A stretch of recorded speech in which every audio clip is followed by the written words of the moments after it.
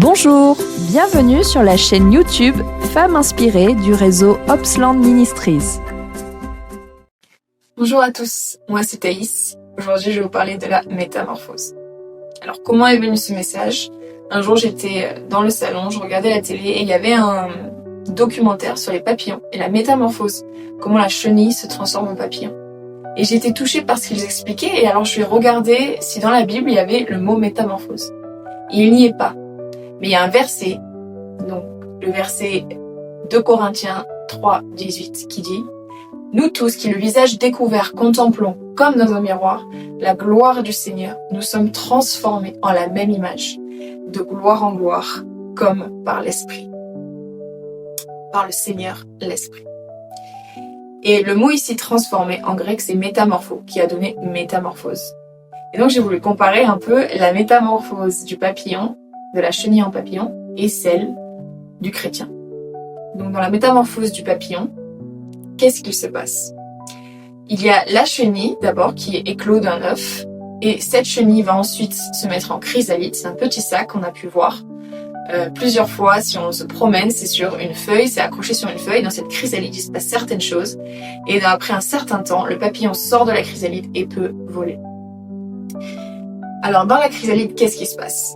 Dans la chrysalide, il y a des cellules qui sont complètement détruites par des enzymes. C'est comme si la chenille s'auto-détruisait. Cette chenille, ça va être, c'est surprenant, mais cette chenille devient ensuite un liquide, comme une purée, une soupe de nutriments. Et ensuite, les cellules qui n'ont pas été détruites, c'est elles qui vont se multiplier et former le papillon. Il est important de noter qu'à ce moment-là, la chenille meurt. Elle est détruite. Les cellules qui constituent la chenille, donc les cellules larvaires, sont complètement détruites. Il y a les muscles, les intestins, les glandes, etc. C'est détruit. Je me suis dit, ça me rappelle quelque chose. Dans la Bible, on parle beaucoup de la mort à soi. Jésus a dit dans Matthieu, chapitre 16, 24, « Alors Jésus dit à ses disciples, si quelqu'un veut venir après moi, qu'il renonce à lui-même, qu'il se charge de sa croix et qu'il me suive. » Paul a même dit dans Romains chapitre 6, versets 6 à 7, « Sachant que notre vieil homme a été crucifié avec lui, afin que le corps du péché fût détruit, pour que nous soyons plus esclaves du péché, car celui qui est mort est libre du péché. » Donc ici c'est important de noter qu'il parle du corps de péché, du corps du pécheur. Il parle de la crucifixion, comme si ce corps ancien devait être crucifié, et que par conséquent, nous soyons libres du péché. Il y a quelque chose qui meurt, comme la chenille dans la chrysalide. Il y a des cellules qui sont complètement détruites. Je pensais auparavant que je pouvais me métamorphoser, transformer selon le Seigneur, sans devoir lâcher certaines choses. Et le Seigneur m'a ensuite amené à une certaine compréhension de qu'est-ce que la métamorphose réelle. Et la métamorphose, selon Dieu, nécessite une mort à soi. Et c'est pour ça que Jésus insiste en disant « Chargez-vous de votre croix, renoncez à vous-même ». Qu'est-ce que cela veut dire, la mort à soi? Ça veut dire mourir au désir humain, au désir charnel, au désir de l'homme ancien. Et abandonner ces choses pour que l'homme nouveau puisse prendre toute la place. Jésus a aussi dit dans Jean chapitre 12, verset 24, « En vérité, je vous le dis, si le grain de blé qui est tombé en terre ne meurt, il reste seul.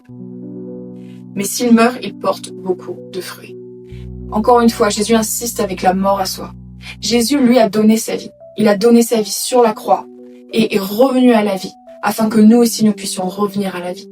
Nous sommes appelés à abandonner certaines choses, à crucifier la chair, afin que nous puissions revenir à la vie, que ce ne soit plus nous qui vivons, mais Christ, complètement, à 100%. Paul a dit dans Galates 2, 20, « J'ai été crucifié avec Christ. Et si je vis, ce n'est plus moi qui vis, c'est Christ qui vit en moi. Si je vis maintenant dans la chair, je vis dans la foi au Fils de Dieu, qui s'est livré lui-même pour moi. » Nous devons abandonner les choses qui sont de l'homme ancien, nos désirs anciens, et recevoir la volonté de Dieu pleinement, et faire selon sa volonté à lui, même quand nous ne comprenons pas. Et c'est là la mort à soi, et c'est là où c'est compliqué. C'est d'abandonner les choses anciennes, même si nous les désirons au plus profond de nos cœurs. Si ce n'est pas selon la volonté de Dieu, ça ne portera pas la vie. Et c'est là le chemin du chrétien. De renoncer à ce qui n'est pas de Dieu, même si à l'intelligence humaine, ça brille, ça attire. Si ce n'est pas ce que Dieu veut pour nous, nous devons mourir à ces choses et renoncer à ces choses, afin que ce ne soit plus nous qui vivons, mais Christ en nous. Et la vie que nous vivons dans la chair, nous la vivons par la foi dans le Fils de Dieu. Comme la chenille est morte dans la chrysalide, tout ce qui constitue la chenille, les cellules larvaires sont mortes, elles ont été détruites complètement, digérées. Le corps du péché doit être complètement détruit, afin que le papillon puisse voler. Si la chenille reste chenille, le papillon ne peut pas se construire dans la chrysalide. La chenille doit être détruite. Mais alors quand elle est détruite, cela laisse la place pour que les cellules du futur papillon puissent se multiplier et former un papillon qui peut voler. Un papillon qui va digérer différemment. C'est complètement un homme nouveau. Il est dit dans Jean chapitre 3, en vérité, je te le dis, à moins de naître de nouveau, personne ne peut voir le royaume de Dieu. Il y a une nouvelle naissance, la naissance de l'homme nouveau. Comme le papillon, il est né de nouveau de la chrysalide, mais il n'était pas avant. Il y a une nouvelle naissance. Et maintenant, le papillon peut voler. La chenille ne pouvait pas voler. Alors je pense qu'il y a une dimension nouvelle, des choses nouvelles que Dieu a pour l'homme nouveau. Mais alors nous devons mourir aux choses anciennes. Mais aujourd'hui, vraiment, je veux vous encourager, parce qu'il y a tellement de belles choses qui est réservées à chacun de nous, si nous acceptons de renoncer aux choses anciennes et de recevoir les choses nouvelles par la foi dans le Fils de Dieu. Alors nous pourrons voler comme le papillon, nous pourrons aller plus haut avec Dieu, plus loin avec Dieu. Nous allons découvrir des choses nouvelles. La chenille, elle était sur la feuille. Elle ne pouvait pas voir comme le papillon pouvait voir. Mais maintenant, le papillon peut aller plus haut et voir des choses que la chenille ne pouvait pas voir. Et c'est pareil pour nous. C'est là la métamorphose. C'est un processus qui est dur, qui est long. On peut penser que pour le papillon, la chrysalide, il se passe rien et que c'est un temps de repos. Mais c'est un temps qui nécessite de l'énergie. Il y a beaucoup d'énergie qui est dépensée durant la métamorphose. Et c'est pareil pour nous. Oui, ça fait mal, oui, c'est dur, oui, il y a des choses qui doivent être détruites, mais c'est pour le bon. C'est pour la bonne cause. C'est pour que la volonté de Dieu et Christ soient révélés, la puissance de Dieu, le surnaturel de Dieu. Pour qu'il y ait vraiment la présence de Dieu, il faut que le corps du péché soit complètement détruit. Et c'est un processus, c'est une métamorphose, ça prend du temps. Mais c'est là la gloire de Dieu, pour que nous soyons transformés de gloire en gloire, à son image. Oui, en la même image que Jésus. Alléluia. Merci Seigneur.